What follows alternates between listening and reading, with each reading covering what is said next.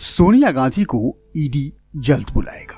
तब कांग्रेस राहुल के बुलावे से ज्यादा आक्रोश व्यक्त करेगी या कम, ये तो पता नहीं, मगर कांग्रेस की मंशा ये थी कि वह नेशनल हेराल्ड मामले को लेकर राहुल गांधी की पेशी पर समूचे देश में हंगामा काट दे और ये बता दे कि भाजपा बदले की राजनीति और बेजा हरकत कर रही है, दिखा दे कि आज भी वो राष्ट्रव्यापी पार्टी है। भाजपा ने उसे इस मुद्दे पर छेड़कर उसे एक और मौका दे दिया है कि वो साबित कर दे कि वो विपक्ष की धुरी है और अभी भी उसमें दम है। लेकिन पूरा दम लगाने के बाद छिटपुट प्रदर्शन ही ऐसे हो पाए जिन्हें मीडिया का अटेंशन मिला। कोई शक्ति प्रदर्शन उस स्तर का भी नहीं हो पाया जैसा जब शरद पवार को ईडी के सामने पेश होने की खबर मिली थी और तब हुआ था। खैर, अब ईडी राहुल से दोबारा पूछताछ के लिए बुलाए या सोनिया गांधी की पेशी हो, तब कांग्रेस के लिए शक्ति प्रदर्शन का अगला अवसर आएगा। लेकिन इस बीच अपनी सारी कोशिशों के बावजूद कांग्रेसी देश भर में हंगामा क्यों नहीं खड़ा कर सके? इस कमजोरी का कांग्रेस को कोई मुकम्मल और शर्तिया इलाज तत्काल ही तलाशना होगा। कांग्रेस के कुछ गंभीर और सीनियर नेताओं पार्टी और उसके मुख्यालय के अंदर खाने की बातें, अध्ययन और आंकड़े सब कुछ मिलाकर देखें तो कांग्रेस को कमजोर करने वाला ये रोग अब क्रॉनिक हो चुका है। मजे की बात यह है कि कांग्रेस इस जानलेवा साबित हो सकने वाले रोग के माकूल इलाज के लिए तैयार भी नहीं दिखती कहीं से। आइए जानते हैं कि बीमारी क्या है, कितनी घातक है, भविष्य में क्या असर करने वाली है, पार्टी इसके लिए क्या कर सकती है या क्या कर रही है, अंदर खाने में इसके इलाज के लिए कोई योजना चल भी रही है या नहीं। स्वराज तंत्र, स्वराज लाने के सरकारी दावों और देश की वर्तमान राजनीति पर सटायर कॉलम है। हिंदुस्तानियम पर इसे पेश कर रहे हैं प्रमोद कुमार। कांग्रेस का ग्राफ तेजी से गिर रहा है। पार्टी का वोट बैंक जो 1991 में लगभग 40% था, अब 13% तक सिमट गया है। कांग्रेस के वोट बैंक और मजबूरी का फायदा कुछ क्षेत्रीय दलों को मिला है। आज कुछ राज्यों के विधानसभा चुनाव में भाजपा के खिलाफ चुनौती के तौर पर कांग्रेस नहीं, सपा या आप जैसी क्षेत्रीय पार्टियां हैं। समर्पित कार्यकर्ताओं के बारे में भाजपा फिलहाल सबसे धनी है। उसके पास संघ के लोगों की भी संख्या है। उत्तर भारत में आप पार्टी अपने पैर पसार रही है। साफ है कि इनके पास कार्यकर्ताओं की भीड़ और बढ़ते वोट बैंक का जो बड़ा हिस्सा है वो किसी और का नहीं है बल्कि कांग्रेस का ही। अब ये आशंका जताने वाले कई हैं कि कांग्रेस राजस्थान को खो सकता है, गुजरात में भी उसकी गणित गड़बड़ है।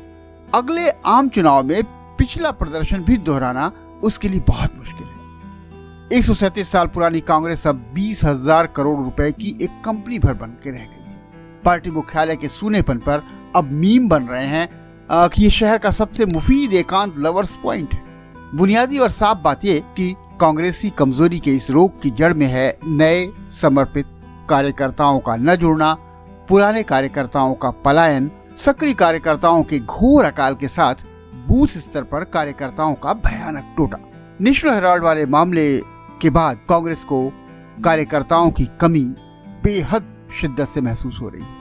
कहीं पार्टी के प्रति वफादारी या मजबूरी की वजह से कुछ नेता बचे भी हुए हैं तो कार्यकर्ताओं की कमी के चलते खास सियासी कार्यक्रम नहीं चला पा रहे हैं, और जब इस तरह के कार्यक्रम नहीं हैं तो वो भी दफ्तर कम आते हैं। कुछ तो दफ्तर आना छोड़ करके दूसरे धंधों में लग गए हैं। 10 जनपद के करीबी रहे एक युवा कांग्रेसी तो आजकल गणेश कथा बांच करके जीवन काट रहे हैं। पार्टी के पुराने कार्यकर्ता जनाब शमीम अख्तर कहते हैं कि बूथ स्तर पर कार्यकर्ताओं को कैसे सम्मान के साथ जोड़ा जाए या प्राथमिक सदस्यता कैसे बढ़ाई जाए, इस पर कोई ठोस कार्यक्रम नहीं बना है।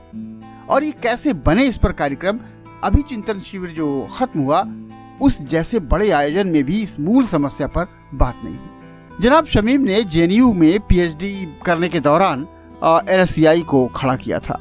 आज पूरी जवानी गंवाने के बाद भी पार्टी में उनके लिए कोई पद नहीं है। पार्टी में कार्यकर्ताओं को जोड़ने की बजाय उपेक्षा के इसी बर्ताव के चलते आज पार्टी लोकसभा में न्यूनतम जो स्तर है उसका 40 सीट तक सिमट गई। सवाल यह है कि इतनी पुरानी पार्टी के पास पर्याप्त कार्यकर्ता क्यों नहीं है? पहले 60 से 70 लाख प्राथमिक सदस्य कांग्रेस के साथ रहते थे, पर अब प्राथमिक सदस्य कितने हैं इस सवाल पर कांग्रेसी खामोश हैं। शायद एक वजह ये भी है कि इसके कारण संगठन के चुनाव बार बार टाले जा रहे हैं। कहने को 1.5 करोड़ डिजिटल प्राथमिक कार्यकर्ता हैं, पर उनकी संख्या पर ज्यादा से ज्यादा ऑनलाइन वोटिंग करा करके संगठन का चुनाव कराया जा सकता है, पर कोई चुनाव नहीं जीता जा सकता है। पार्टी को चाहिए जमीनी और सक्रिय कार्यकर्ता। कांग्रेस में कार्यकर्ताओं की संख्या कम होने का सिलसिला 1989 से ही शुरू हो गया था। राजीव गांधी की हत्या के बाद पार्टी को सहानुभूति के वोट मिले थे। उसके बाद तो कांग्रेस अपने कार्यकर्ताओं को संभाल ही नहीं पाई। नतीजतन 2024 तक कांग्रेस को मिलीजुली सरकार चलानी पड़ी।